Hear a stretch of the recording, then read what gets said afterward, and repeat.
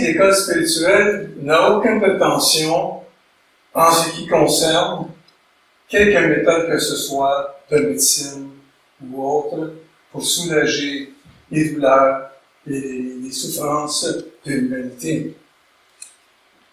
L'école spirituelle ne s'implique pas dans les traitements qui peuvent être donnés pour ce qui est de l'organisme, de votre organisme, et ainsi de suite. Donc, c'est sûr que malgré tout ça, malgré le dévouement et l'intelligence de tous ces professionnels de la médecine et d'autres, il faut bien voir et reconnaître que toutes les activités thérapeutiques restent bien en deçà de ce que nécessite le flot sans cesse grandissant des maladies qui accablent l'humanité. Il faut bien avouer aussi que la science de nos médecins trouveront toujours une limite et que la sévère réalité des choses révèle des situations qui échappent souvent à leur contrôle et qu'aucun nouveau moyen d'aide absolue n'est disponible pour pallier au vieillissement, par exemple, ni à l'apparition des nouvelles maladies. L'école spirituelle de la Roche-Madame souhaite apporter à l'humanité des éléments de réflexion pour qu'elle s'éveille et réfléchisse à sa condition qui est de subir un sort qui la dépasse et dont elle ignore les tenants et les aboutissants. Nous devons en arriver à se poser les vraies questions. Quel sens donner à la maladie? Pourquoi, malgré des efforts et des précautions réelles, vaccination, hygiène, etc., la maladie se propage-t-elle? Pourquoi certains sont-ils malades, pas d'autres? Ce qu'on appelle la maladie. Quelle est la clé du grand équilibre, de l'harmonie réelle et parfaite à laquelle nous aspirons tous? Y a-t-il un moyen de guérison réel et universel? Pourquoi la douleur? Pourquoi la souffrance? Commencer ce qu'on appelle maladie.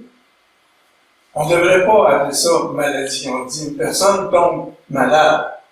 Mais en réalité, elle est déjà dans un état malade, puisqu'elle vient au monde et meurt au bout. Donc, ce qu'on appelle aujourd'hui dire « je suis malade », c'est tout simplement un dérèglement temporaire par rapport à son état qu'elle a déjà ou qu'il a déjà dans la vie.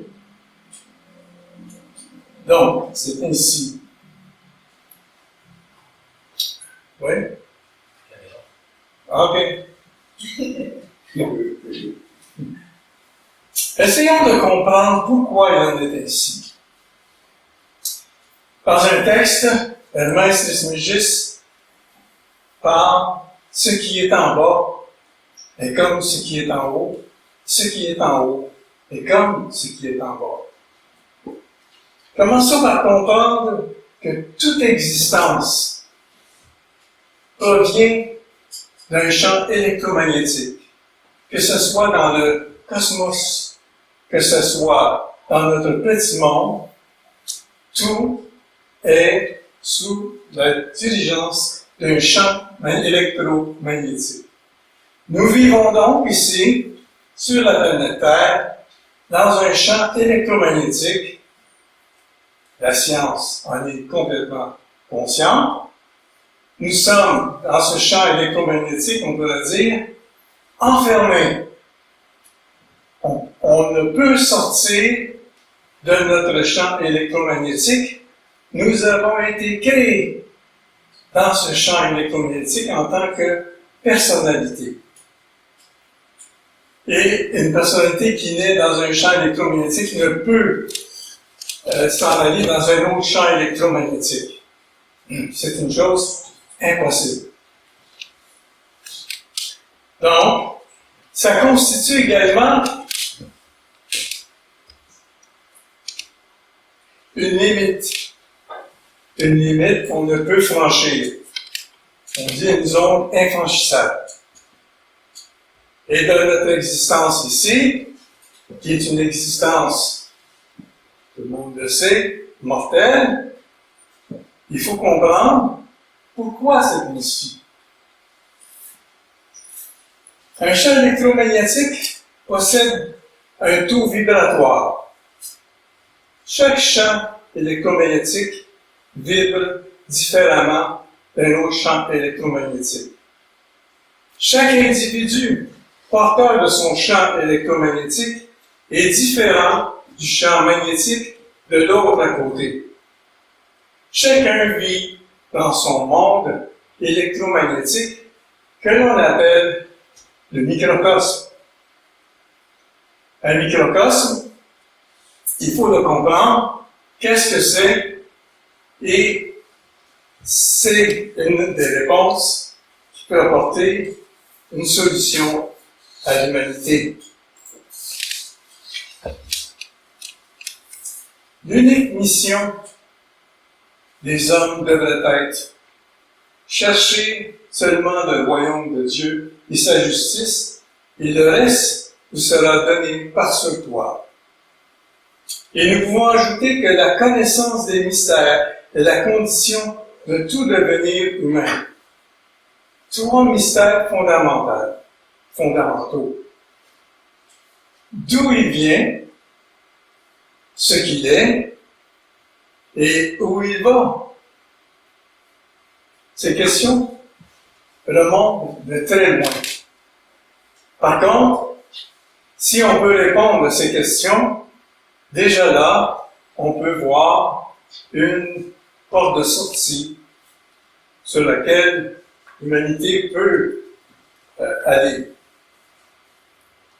Donc, on parle évidemment du microcosme.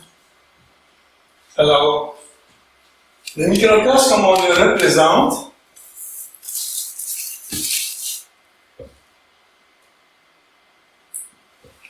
voici une image. C'est une image. Donc, c'est sûr qu'il faut comprendre ça comme c'est exactement comme ça. Sauf que l'image parle par elle-même beaucoup. Un microcosme a 7 domaines. 7 domaines. Nous, notre existence est dans le 7e domaine qu'on appelle 7e domaine cosmique.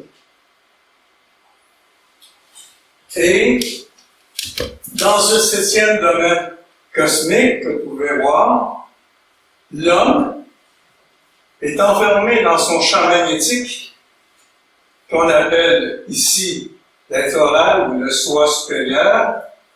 C'est en fait le ciel zodiaque, qui est appelé aussi la Lipika, dans lequel l'homme est, comme on dit, dominé, contrôlé, amené dans son existence.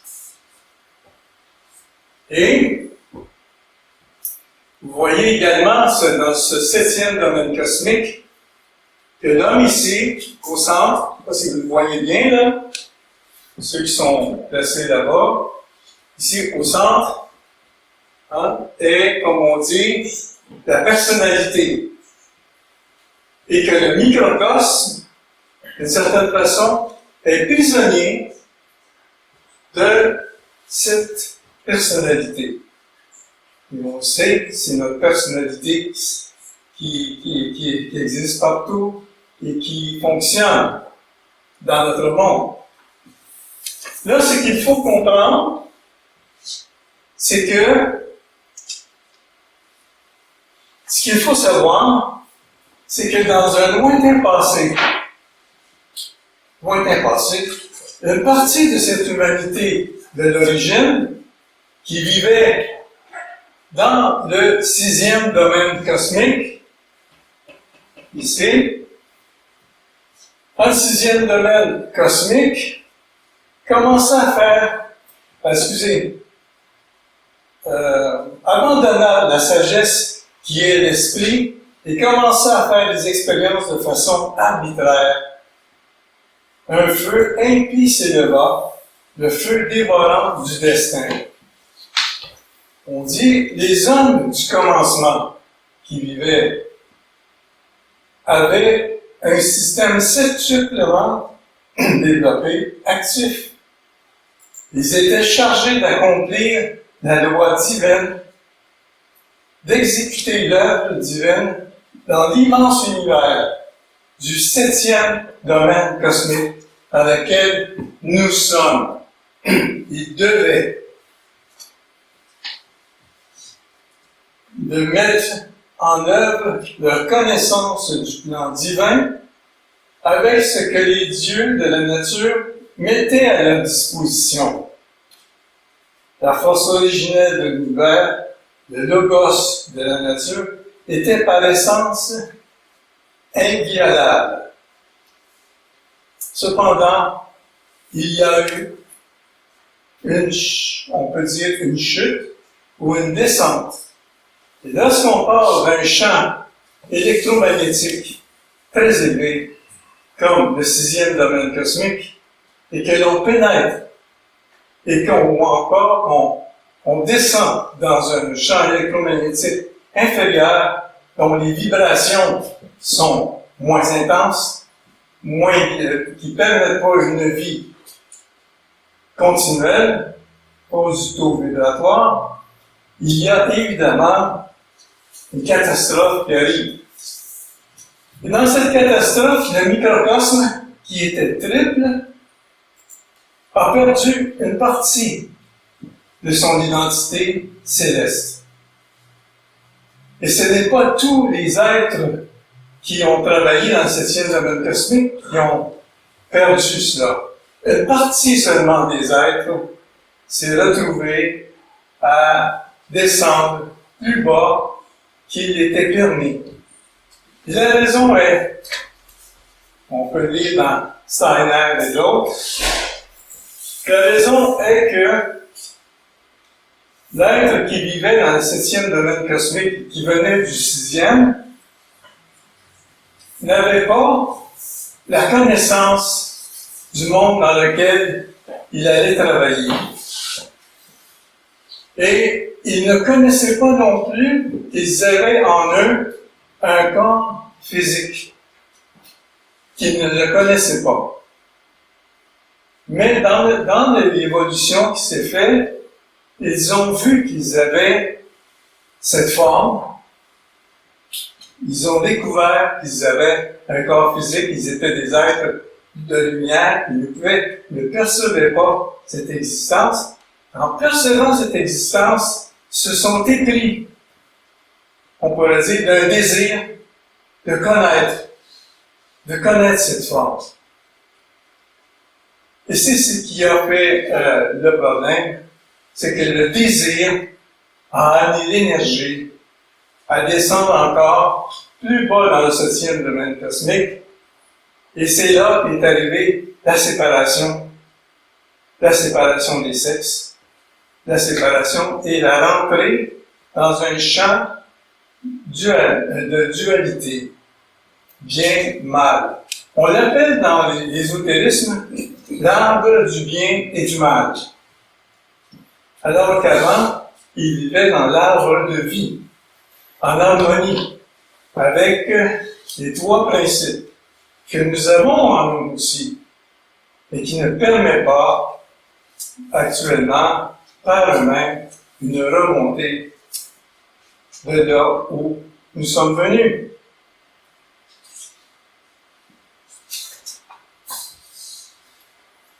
Donc, le microcosme que nous sommes, nous avons tous un microcosme, est double. Une structure immortelle appartenant à l'origine, un vestige endormi la rose du cœur, une âme du monde qui n'est pas de cette nature, un royaume immense aux 7 aspects, car chacun dans son propre microcosme a aussi 7 aspects. Et il a aussi une structure quadruple mortelle, dont nous ne connaissons que la partie incarnée, pour la plupart des gens. Mais il faut savoir que, en plus du corps physique, nous avons un corps éthérique, un corps astral et un corps mental, qui fait partie de l'être, de passer à notre image. Évidemment, en descendant dans ce monde, s'est vu emprisonné dans une roue de réincarnation, par laquelle il naît avec les formes de ses corps.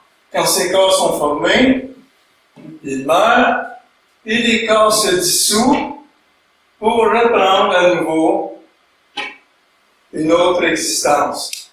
Qu'on dit à peu près dans l'ésotérisme 600 à 700 ans avant qu'une âme, qu'une personnalité puisse à nouveau être reformée. C'est ce qui est dans les écrits.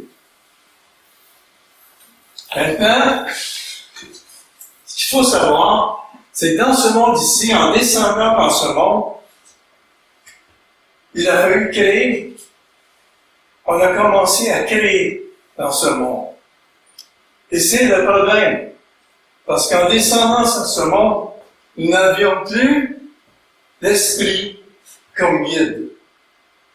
L'esprit n'était plus à la direction de notre système parce que on ne peut pas vivre, c'est-à-dire l'esprit ne peut pas fonctionner dans un système qui est double.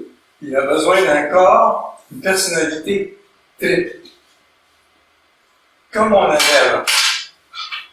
Et de ce fait, de cette descente, et en ayant perdu une partie de lui, le microcosme s'est vu emprisonné dans le système et il cherche continuellement, par des réincarnations, à avoir une personnalité qui va lui permettre de retrouver cette troisième partie qu'il a perdue. Et c'est la raison pour laquelle nous sommes ici continuellement à naître, à mourir, à revenir, pour acquérir suffisamment d'expérience à travers toutes ces étapes-là, pour en arriver à une existence où la possibilité du retour se voit possible. Tout le but du microcosme, tout le but de notre existence est de revenir au royaume originel. Et ça ne finira jamais. Tant que tous les microcosmes qui ont descendu ne seront pas ramenés et libérés, régénérés, pour retourner au royaume. Il n'y a pas de temps pour l'éternité. Donc, nous, en tant que personnalité, nous avons une fonction extraordinaire. La nature a formé un corps qui peut permettre ça. Et c'est ça qui va aussi permettre le plan de secours. Le plan de secours, vous le savez, on en parle souvent, Christ a sauvé le monde, est venu sauver le monde. Et c'est très important parce que au centre du microcosme, on revient au microcosme, au centre du microcosme, nous avons parlé tantôt de l'atome étincelle d'esprit, de cet atome christique qui est immortel qui vient du royaume originel, mais qui est actuellement inactif dans l'homme, qui dort dans l'homme. Et c'est cette partie-là, cet atome, qui doit être réanimé. Comment se produit la réanimation? Lorsque l'individu, la personnalité a souvent suffisamment expérimenté et vécu l'expérience pour être prêt à cette élévation, dans le sternum, au niveau du sternum, un attouchement de la gnose christique vient stimuler dans le cœur de l'homme l'atome étincelle SP. Cette stimulation arrive quand la personne est prête, et non pas quand la personne le veut, ou par des exercices, ou pour quelque méthode que ce soit. L'ouverture du cœur ici se produit, et c'est la gnose qui sait exactement ce qui veut toucher au cœur de l'homme. Bon, c'est assez complexe, mais c'est ce qu'on enseigne dans l'école spirituelle et qui est tout à fait ce qui est la réalité pour moi, en tout cas. Et là, évidemment, vous avez dans l'homme trois parties. Vous avez la tête, vous avez le cœur, vous avez le bassin. Trois égaux dans l'homme sont là. Ces trois égaux, même dans la vie, la personnalité, n'est pas en harmonie. L'un domine toujours l'autre. La tête va dominer le cœur va dominer la tête, ou c'est le bassin qui domine tout. Évidemment, quand le bassin domine tout, on peut voir l'homme animal, ainsi de suite, qui est complètement prêt, on va dire, très proche des énergies d'un animal. Tout l'instinct est là. Le passé aussi. De toutes vos existences. Toutes vos existences microcosmiques qui ont eu lieu se retrouvent dans le plexus sacré, au niveau du bassin. Le karma est là, tout enfoui dans ce qu'on appelle, en ésotérique, la Kundalini. La Kundalini que nous avons au niveau de la personnalité est la Kundalini qui est porteur de toutes les expériences vécues par de multiples personnalités à travers le temps et qui est accumulée là et qui, en fait, est en possession de toute la personnalité.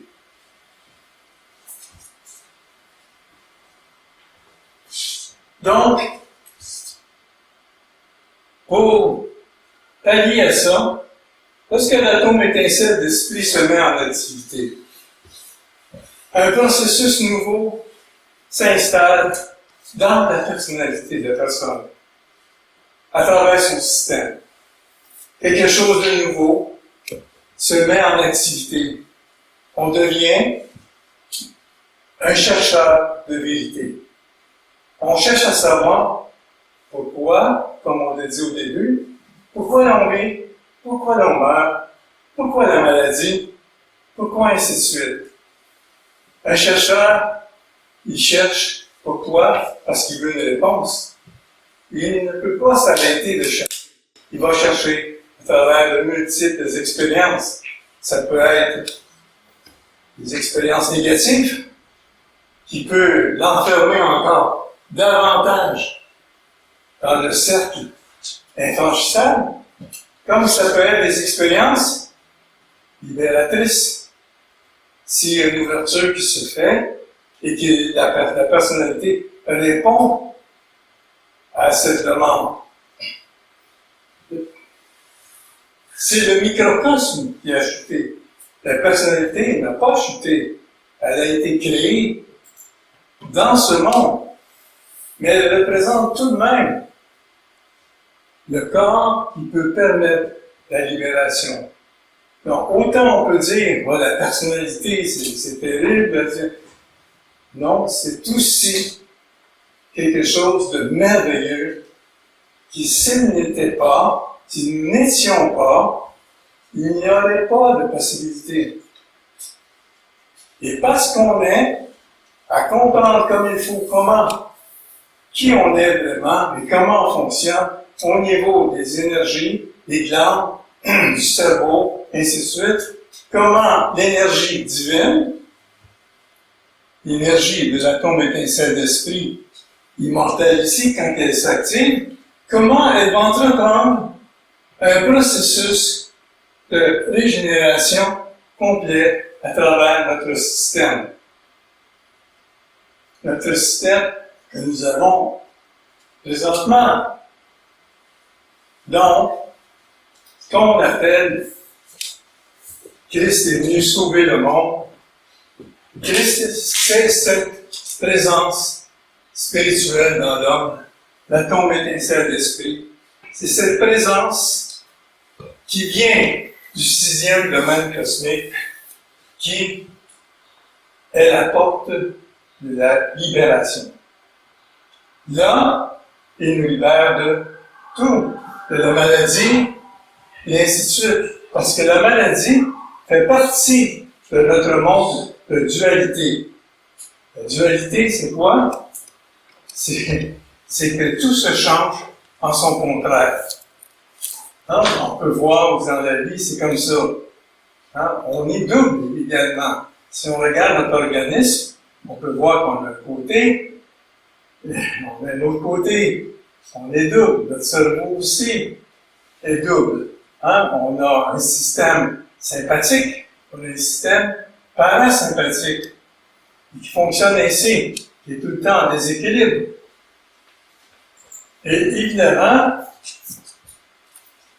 il est important que la personne qui cherche crée en elle, avec la connaissance, un équilibre. Il faut chercher l'harmonie, un équilibre en soi-même, pour permettre, sans résistance, à ce que le feu, on disait électromagnétique, le feu électromagnétique de l'atome étincelle d'esprit, se manifeste et entreprend la renaissance complète, alchimique de notre personnalité. Une nouvelle personnalité. Et là, on parle évidemment aussi de l'âme. Dans la personnalité, nous avons une âme. Une âme qui est constituée de 5 principes. Cette âme, dans cette âme, il y a la conscience, le sang, le feu du serpent qu'on appelle le feu spinal, le système nerveux et le système hormonal. Les 5 principes qui constituent dans notre personnalité notre âme. C'est cette âme qui doit être régénérée.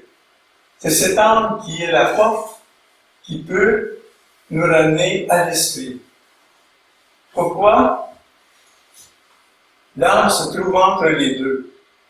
Elle se trouve, l'esprit divin ne s'est pas encore manifesté, et en même temps, il y a la personnalité, le corps physique qui est là avec tous ces éléments et de contraintes, et ainsi de suite. Le corps physique, on le sait, est rempli d'habitudes, de toutes sortes de choses qui le limitent continuellement. Bon.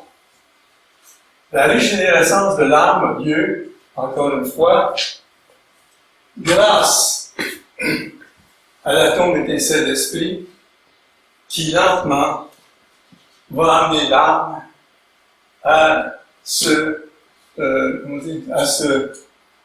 à se réveiller, à se purifier et à arriver à une naissance. Lorsque l'âme naît, on peut dire l'homme est sauvé. Parce que l'âme, à ce moment-là, prend la possession de tout son système. Et comme l'âme, à ce moment-là, est sous la direction de l'esprit, l'homme ancien qui existait avant peut ainsi être reconduit dans le royaume originel. Bon. Les trois facteurs qui, au niveau de la santé, limitent l'homme, eh bien, le karma, l'hérédité, et aussi la vie dans la dialectique. C'est chaud ici. C'est vraiment chaud. On peut pas ouvrir? Moi, j'ai chaud. Je ne sais pas si vous avez chaud aussi, mais c'est l'eau.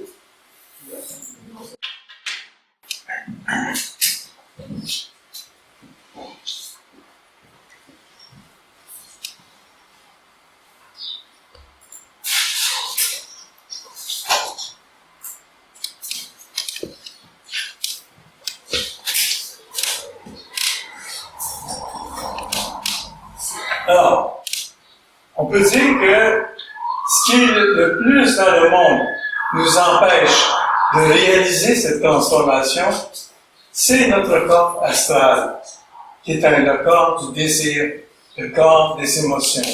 Ce corps astral empêche, comme le corps astral, avec toutes ces émotions, tous ces principes psychologiques et ainsi de suite, ces habitudes, ces attitudes empêchent la renaissance de l'âme. Il faut donc entreprendre, au début, un travail important au niveau de notre corps astral, qui est un corps du désir. Parce que le corps du désir, c'est la base de la renaissance. Si ce corps de désir n'est pas transformé, il n'est pas possible que l'atome étincelle d'esprit puisse s'animer dans l'homme et faire son travail. Donc, il faut travailler sur le corps du désir. Et le corps du désir, c'est tout lié au ciel, on peut dire au zodiaque, et ainsi de suite. Toutes les expériences passées que nous avons vécues dans d'autres choses, tout ça. Le passé, en fait.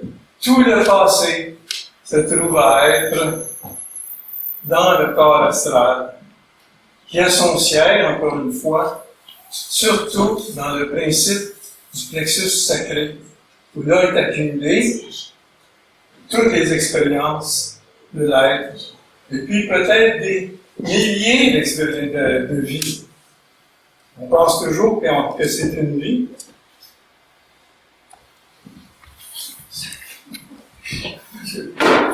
OK. On pense toujours que c'est une vie, mais en fait, c'est pas la première vie que l'on vit. C'est n'est qu'une suite, une continuité. Et nous savons tous que nous allons un jour mourir. Il ne faut pas en douter. Hein? C'est une réalité. Mais ce qui est important, quand on meurt, c'est que si l'atome étincelle d'esprit ici a commencé son œuvre, alors là, ce qui est commencé ne se perd plus jamais. L'important, c'est d'entreprendre le processus, d'avancer dans le processus. Et dans cette animation-là, oui, la personnalité va mourir. mais elle va revenir non seulement dans de meilleures conditions, mais avec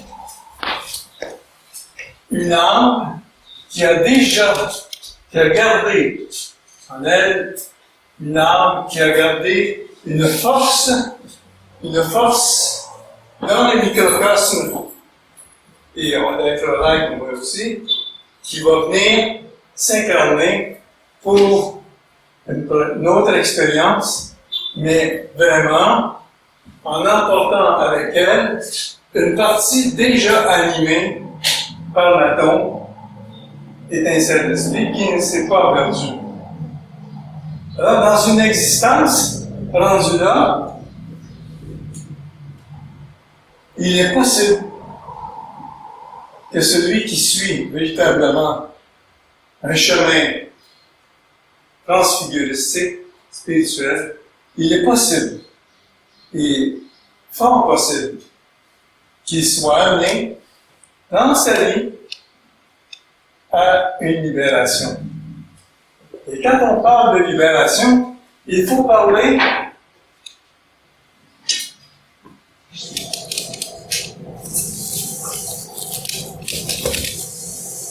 ça, c'est le 6e domaine. Nous, on est dans le 7e domaine. Merci. Merci.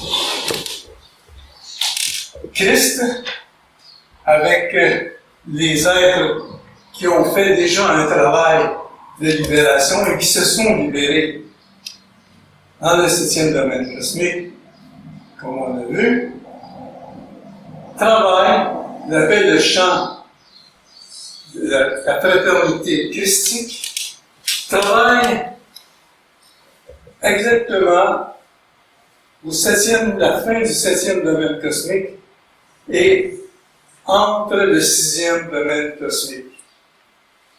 C'est ce qu'on appelle la fraternité de Christ, le plan de sauvetage, dont l'école spirituelle a son foyer à l'intérieur de ce champ de force. C'est pour ça qu'on dit l'école, celui qui veut s'y avancer et poursuivre le processus, donne, mais seulement si l'individu le veut, donne cette possibilité de libération. Alors, tous les êtres qui vivent ici, on les appelle la fraternité de Shambhala. C'est-à-dire qu'ils vivent entre deux mondes, et c'est le pont. C'est un pont qui permet de passer du 7e au 6e domaine cosmique. Sans cette intervention, sans le sauvetage de Christ, sans son apport, aucune libération ne serait possible. Il est venu libérer le monde et il l'a formé pour la libération de toute l'humanité, tous les microcosmes. S'il n'avait pas eu lieu, nous serions continuellement à tourner dans le 7e domaine, à naître, mourir, sans possibilité de retourner en tant que microcosme que nous avons tous, de retourner dans le 6e domaine cosmique. Donc nous venons. Mais pour cela, il faut d'abord, là, actuellement, à l'ère du Verseau, c'est une étape cruciale parce que l'activité de la fraternité universelle est très présente. Elle est présente dans ce sens que la fraternité fonctionne ainsi.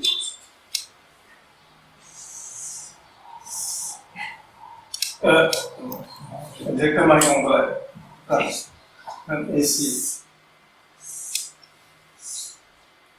Et Elle descend dans des périodes spécifiques, comme à l'ère du Verseau.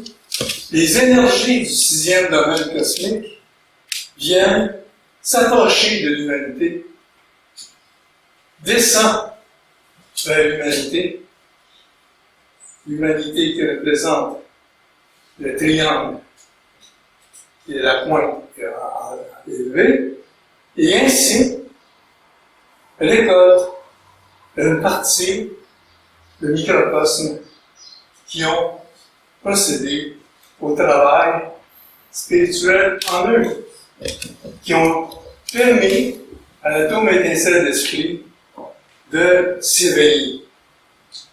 Et on permet de dire aussi que nous avons un travail à faire. En tant que personnalité, nous avons pas seulement qu'à regarder, mais nous avons aussi à ne pas mettre d'obstacle au processus. Ce n'est pas de dire, je vais participer, je vais commencer à faire des exercices jour et nuit pour essayer de m'élever. C'est pas la personnalité qui doit s'élever. La personnalité doit plutôt diminuer pour que l'autre puisse prendre possession de son être. C'est ce qu'on appelle la transfiguration. Donc, ce n'est pas un chemin occulte, c'est un chemin de transfiguration. Il est complètement autre chose. Le chemin occulte travaille à développer son moi au maximum pour arriver à une conscience moi maximum, et en même temps, en faisant ça, il empêche le royaume étincelle d'esprit, empêche l'atome de s'éveiller et de grandir, de prendre possession de tout le système et de ramener le microcosme. Le seul but, c'est le retour du microcosme dans son royaume. Il n'y aura pas de fin à ça. Le microcosme vient du royaume originel, et s'il ne retourne pas, il n'y a pas de sauvetage. C'est la partie en nous qui est divine. Et cette partie divine doit prendre possession de notre personnalité, de tout notre système. Et pour cela, évidemment, l'école donne des enseignements. Il n'y a jamais obligation. Elle enseigne l'élève sur sa condition, de ce qu'il est et ses possibilités, mais jamais ne s'impose, jamais va forcer quoi que ce soit. L'individu, vous êtes unique, et c'est la personne elle-même, avec son microcosme, qui doit avancer en conscience dans le processus. C'est pour ça que les écoles spirituelles, telles que la Rospada, existent. Elle a fait son champ, son lien avec la fraternité de Shambhala. Elle a fait son champ à l'intérieur de ça. Elle a on peut dire, son espace de libération. Elle n'est pas seule. D'autres aussi sont aussi dans cet espace. Mais l'école l'offre. Et elle est, on va dire, active actuellement dans le monde pour ramener justement l'humanité dans le sixième domaine cosmique, dans le monde de Shambhala. On appelle ça le champ de force de l'école. Il y a un champ de force, et ce champ de force, c'est la participation libre de chaque être, chaque microcosme, ensemble à l'activité d'une montée vers le royaume. Là, c'est un peu en gros, là, évidemment, ce qu'on peut présenter au niveau de l'école, en ce qui concerne ça. Évidemment, lorsqu'on parle de santé, vous comprenez très bien que la santé, elle va venir avec ça. La santé, bien sûr, dans le monde physique, il faut prendre soin, il faut soigner. Mais jamais vous libérez complètement de la maladie. Simplement parce que ce monde ne le permet pas. Et quelque part, dans la conscience, il faut en venir à dire et à prendre une décision de dire, voilà, ce monde ne peut pas m'offrir véritablement une libération ou une vie immortelle. Donc, je sais qu'en moi, il y a un microcosme, un atome étincelle d'esprit. Je sais qu'en moi qu'il existe. Comment je fais comment maintenant prendre la décision et le processus? Et c'est là la part d'une école spirituelle. Elle donne la connaissance, les moyens pour celui qui le veut d'accomplir ce processus.